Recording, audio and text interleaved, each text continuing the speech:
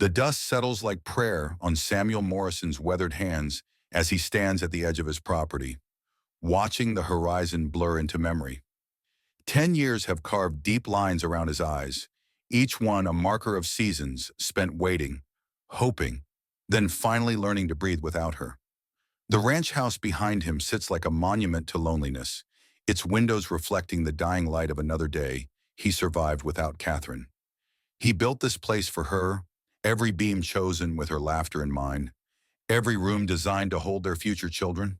Now it echoes with the hollow sound of one man's footsteps, the creak of floorboards that remember the weight of two bodies moving through life together. The wind carries the scent of sage and something else, something that makes his chest tighten with the kind of recognition that comes from loving someone so completely that even the air seems to remember them. Samuel turns toward the house, his boots leaving prints in the dust that will be gone by morning, swept away by the relentless prairie wind. Inside, the photograph on the mantel catches the last rays of sunlight, Catherine's smile frozen in silver and time, her hand resting on his shoulder with the easy confidence of a woman who believed her husband would always be there to catch her if she fell. He pauses before it, as he has every evening for 10 years, and whispers the words that have become his ritual. "I'm still here, Catherine. I'm still here." The silence that follows is so complete, it seems to have weight, pressing down on his shoulders like the burden of unanswered prayers. He built his life around her absence, learned to find meaning in the spaces she left behind, in the way her coffee cup still sits in the cabinet, waiting, in the way her side of the bed remains untouched, a shrine to the possibility that love might conquer even death. The knock comes at sunset, three sharp raps that cut through the evening quiet like gunshots. Samuel's hand freezes on the coffee pot, his entire body suddenly alert in the way of a man who has learned to trust his instincts above all else. No one visits the Morrison Ranch anymore. The neighbors stopped their sympathy calls years ago, and the sheriff only comes when there's trouble. He moves toward the door with the careful steps of someone who has survived by being cautious, his hand instinctively reaching for the rifle mounted above the fireplace.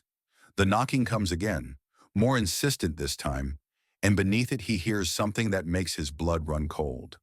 A voice, soft and familiar, calling his name like a ghost given form. He opens the door and she stands there. Catherine, his wife, his dead wife, his disappeared wife, wearing a dress he doesn't recognize and carrying a carpet bag that looks like it has traveled through hell. Her face is thinner than he remembers, marked by lines that speak of hardship and pain, but her eyes are the same green that haunted his dreams for 10 years. She looks at him with an expression he cannot read, something between desperation and defiance, as if she has rehearsed this moment 1,000 times, but never quite believed it would come. The silence stretches between them like a chasm, filled with 10 years of grief and questions, and the terrible possibility that some wounds are too deep to heal. "Hello, Samuel," she says, and her voice is exactly as he remembers it, soft and sure, the voice that used to whisper his name in the darkness, the voice that sang while she cooked breakfast, the voice that said goodbye on a Tuesday morning and never came home. "I know you must have questions. I know you must have thought I was dead." She shifts the carpet bag to her other hand, and he notices the way she favors her left side, as if old injuries still pain her. "I need to come inside. I need to tell you what happened. I need to tell you about the men who took me." Samuel's throat feels like sand, his words scraping against his vocal cords like broken glass. "Catherine?" He reaches toward her, then stops, his hands suspended in the air between them. "Catherine, is it really you?" The question hangs there, fragile as spun glass, because he knows that some things are too good to be true, and he has learned to be suspicious of miracles. She nods, and he sees tears gathering in her eyes, the kind of tears that come from holding back an ocean of pain. He steps aside and she enters their home like a stranger, looking around at the familiar rooms with the careful attention of someone mapping territory that has changed in her absence. The living room feels smaller with her in it, as if her presence has altered the very dimensions of the space. She sets down her bag and turns to face him, and Samuel sees that whatever happened to her in those 10 years has left marks that go deeper than skin. There is a wariness in her posture, a tension in her shoulders that speaks of constant vigilance, of someone who has learned to sleep with one eye open. They took me that morning, she begins, her voice steady but brittle, like ice that might crack at any moment. 3 men on horseback, waiting by the creek. They said they'd kill you if I screamed, if I fought them. So I went quietly. Her hands shake as she speaks, and Samuel notices the thin white scars that cross her wrists like bracelets of sorrow. I tried to escape so many times, she continues, and her voice breaks on the word escape, as if the very concept has become foreign to her. The first year, I thought about nothing else. I planned it, dreamed it, prayed for it, but they were always watching, always moving, and whenever I got close to freedom, they would find me and drag me back. She touches her throat unconsciously, and Samuel sees a faint line there, pale against her skin. After the second year, I learned to wait. I learned to be patient. I learned to survive. The word survive falls between them like a stone thrown into still water, sending ripples of understanding and horror through the space they share. Samuel watches her face as she speaks, searching for signs of deception, for the tells that would mark her as a liar or an imposter. But everything about her is achingly familiar. The way she tilts her head when she's thinking, the habit she has of touching her wedding ring when she's nervous, the small scar on her chin from a childhood accident she told him about on their honeymoon. Who were they? He asks, his voice hoarse with emotion. What did they want? Catherine looks down at her hands and Samuel sees that her wedding ring is gone, leaving only a pale band of skin where it once rested. They called themselves the Garrett brothers, she says. They said they were taking me to their leader, a man named Calhoun who lived in the mountains. They said he collected women, kept them like possessions. Her voice grows quieter, more distant, as if she is disappearing into the memory even as she speaks. For 10 years, I lived in a cabin with 4 other women. We cooked for them, cleaned for them, did whatever they demanded. They told us our families thought we were dead, that no one was looking for us, that we had been forgotten. She meets his eyes then, and Samuel sees a pain so deep it seems to reach into her very soul. I never forgot you, Samuel. I never stopped hoping that someday I would find my way back to you. The words hit him like physical blows, each one carrying the weight of a decade of suffering, of nights spent in captivity while he mourned her as dead. He wants to reach for her, to pull her into his arms and hold her until the pain goes away, but something in her posture tells him to be careful, to move slowly, to remember that she is not the same woman who left him 10 years ago. How did you escape? He asks, and Catherine's face grows even more distant, as if she is looking at something he cannot see. Calhoun died last month, she says. Heart attack. The men scattered, and in the confusion, I was able to get away. I walked for days, following the river, until I found a town. A kind woman gave me clothes and money for the stage. She pauses, and Samuel sees her struggling with something, some internal battle that threatens to overwhelm her. I know how this must look, she says. I know how impossible it must seem. But I swear to you, Samuel, I swear on my mother's grave, everything I'm telling you is true. The fire crackles in the grate, the only sound in the room besides their breathing. Samuel studies his wife's face, looking for answers in the familiar geography of her features. She is older, worn down by whatever she has endured, but she is undeniably Catherine. And yet something feels wrong, some detail that his mind cannot quite grasp. The night you disappeared, he says slowly, you left your wedding ring on the dresser. You never took it off, not even to wash dishes. You said it was like taking off your own skin. Catherine's eyes flicker, just for a moment, but it is enough. I must have forgotten, she says, but her voice lacks conviction. I was in such a hurry that morning. Samuel feels the world shifting beneath his feet, the careful construction of hope and disbelief crumbling like sand. You were going to visit your sister in Sacramento, he says, watching her face carefully. You had been planning the trip for months. Catherine nods, but Samuel sees the uncertainty in her eyes, the way she hesitates before speaking. Yes, she says, my sister Margaret. She was having problems with her husband. But Samuel knows with the terrible certainty of a man who has loved completely and lost everything, that Catherine's sister was named Helen, and that she had never been married. The lies are small, perhaps mistakes born of trauma and time, but they accumulate like stones in his chest, each one heavier than the last. Catherine, he says, and his voice is gentle but implacable, tell me about the scar on your shoulder, the one you got falling from the apple tree when you were 12. She touches her shoulder reflexively, and Samuel sees the moment of panic that flickers across her face. It's faded, she says quickly. After all these years, it's hardly visible anymore. But Samuel remembers that scar, remembers tracing it with his finger on countless nights, remembers the way it pulled slightly when she reached for something on a high shelf. It was on her left shoulder, a small crescent shaped like a new moon, and it never faded, not in all the years he loved her. The woman sitting across from him is not his wife. The realization hits him like a physical blow, stealing the breath from his lungs and leaving him dizzy with grief and rage. She looks like Catherine, sounds like Catherine, knows things that only Catherine would know, but she is not Catherine. And if she is not Catherine, then Catherine is still gone, still dead, still lost to him forever.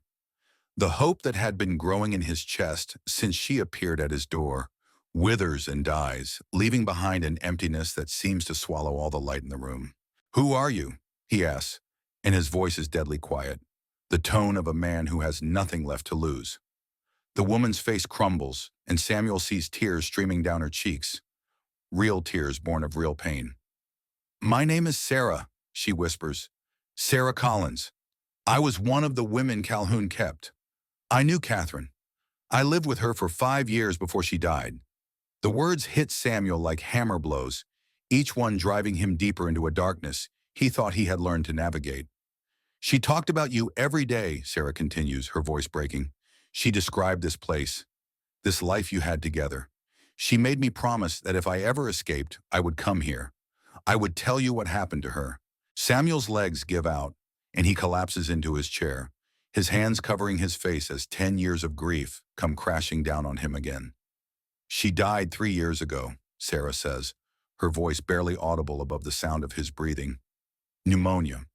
She was sick for weeks and there was no doctor, no medicine. She died calling your name." The words carved themselves into Samuel's heart, each syllable a fresh wound. He had hoped, had dared to believe that somewhere in the world, Catherine was still alive, still fighting to come home to him. But she had been dead for 3 years, and he had been mourning a ghost. "Why?" he asked, his voice muffled by his hands. "Why did you come here?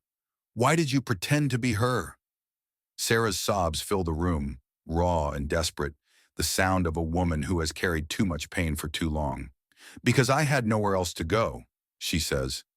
"Because I thought if I could be her, if I could live her life, maybe I could find some peace. Maybe I could stop feeling like I died in that cabin too." Samuel looks up at her, this stranger who wears his wife's face like a mask, who carries his wife's memories like stolen jewels. "I know it was wrong," she continues. "I know I should have told you the truth, but I was so tired of being afraid, of being alone. I thought maybe you would love me because I loved her too." The fire burns low in the grate, casting dancing shadows on the walls. Samuel studies Sarah's face, seeing past the resemblance to Catherine, to the woman beneath, the survivor who has endured horrors he cannot imagine. "Tell me about her," he says finally. "Tell me about Catherine's last days." Sarah wipes her eyes and begins to speak, her voice growing stronger as she talks about the woman who had been her friend, her sister, her hope in the darkness. She tells him about Catherine's courage, about the way she protected the younger women, about the stories she told to keep their spirits alive. She tells him about the songs Catherine would sing, the same songs she had sung in this very room, and about the way she would stare at the mountains and whisper his name like a prayer. "She never gave up hope," Sarah says. "Even at the end, when she was so sick she could barely speak, she kept talking about coming home to you. She made me promise to tell you that she loved you, that she never stopped loving you, that every day she lived was a day spent trying to find her way back to you." Samuel feels something breaking inside him, not the sharp crack of sudden grief, but the slow, inevitable collapse of a dam that has held back an ocean of pain. Catherine had loved him until the very end, had died with his name on her lips, had lived in captivity for 7 years, and never stopped believing that their love could conquer even the darkness that had claimed her. I have something for you, Sarah says, reaching into her carpet bag. She pulls out a small wooden carving, rough and imperfect, shaped like a heart. She made this for you. She carved it with a piece of broken glass, working on it for months. She said it was her heart, and she wanted you to have it. Samuel takes the carving with trembling hands, feeling the weight of his wife's love in its crude lines, in the way it fits perfectly in his palm. He can imagine Catherine working on it in the darkness, pouring all her love and longing into the simple piece of wood, creating something that would carry her feelings across the years and the distance that separated them. She was going to give it to you when she came home, Sarah continues. But when she got sick, she gave it to me instead. She made me promise to bring it to you, to tell you that her love was real, that it was eternal, that not even death could take it away. Samuel closes his eyes and holds the carving against his chest, feeling his wife's presence in the wood, in the love that had shaped it, in the hope that had sustained her through years of captivity. He can almost hear her voice, almost feel her touch, almost believe that love really can transcend death and time and the terrible distances that separate the living from the dead. What will you do now? He asks Sarah, and she looks at him with eyes that have seen too much, that carry the weight of survival and loss and the terrible knowledge that some wounds never heal. I don't know, she says. I have nowhere to go, no family left, no home to return to. I thought maybe I could stay here. Maybe I could be the woman you needed me to be. But I understand now that I can't replace her. No one can replace her. Samuel looks at this woman who is not his wife, who came to him wearing Catherine's face and carrying Catherine's memories, who has given him the last gift his wife would ever give him. She is broken as he is broken, scarred by the same evil that took Catherine from him, and in her brokenness, he sees a reflection of his own. You can stay, he says quietly, not as Catherine, but as Sarah. You can stay here and help me remember her. Help me keep her alive in the way we talk about her, in the way we honor her memory. Sarah's eyes fill with tears again, but these are different tears. Tears of gratitude and relief and the first fragile stirring of hope. I can't love you the way I loved her, Samuel continues, but I can care for you, and you can care for me, and maybe together we can find a way to live with what we've lost. The words hang in the air between them like a bridge spanning a chasm, fragile but strong enough to hold the weight of two damaged souls learning to trust again. Outside, the wind picks up, rattling the windows and moaning through the eaves like the voice of all the women who never made it home, all the men who never stopped waiting, all the love that survives even when the beloved are gone. Samuel sets the wooden heart on the mantel next to Catherine's photograph, and Sarah comes to stand beside him, looking at the image of the woman who had been her friend, her inspiration, her salvation. She was beautiful, Sarah says softly, inside and out. She was the strongest person I ever knew. Samuel nods, feeling the truth of those words settle into his bones like comfort. She was, he agrees, and now she's free. The fire dies to embers, and the room grows quiet, filled with the presence of the living and the dead, the remembered and the forgotten, the love that endures and the hope that survives even the deepest darkness. Samuel and Sarah sit in the silence, two broken people beginning to understand that healing is not about forgetting the past, but about learning to carry it with grace, about finding ways to honor the dead while still choosing to live. The wooden heart catches the last light of the dying fire, and for a moment it seems to pulse with the rhythm of a love that death cannot kill, a love that lives on in the hearts of those who remember, who cherish, who refuse to let go of the best parts of what was lost. Tomorrow there will be questions to answer, arrangements to make, a future to imagine that neither of them had planned for. But tonight, in this house built for love and scarred by loss, two survivors of the same tragedy sit together and remember a woman who died believing that love could conquer any darkness, any distance, any evil that dared to stand against it. And in their remembering and their shared grief and their fragile hope, Catherine Morrison lives on, her love a beacon that guides the lost home, her memory a blessing that transforms even the deepest sorrow into something that can be born, something that can be shared, something that can light the way forward for those who still have the courage to believe in tomorrow. If you enjoyed this incredible tale from the frontier, Make sure to subscribe to our channel for more amazing stories from the American West. Click on the video on the screen for another tale we think you will love.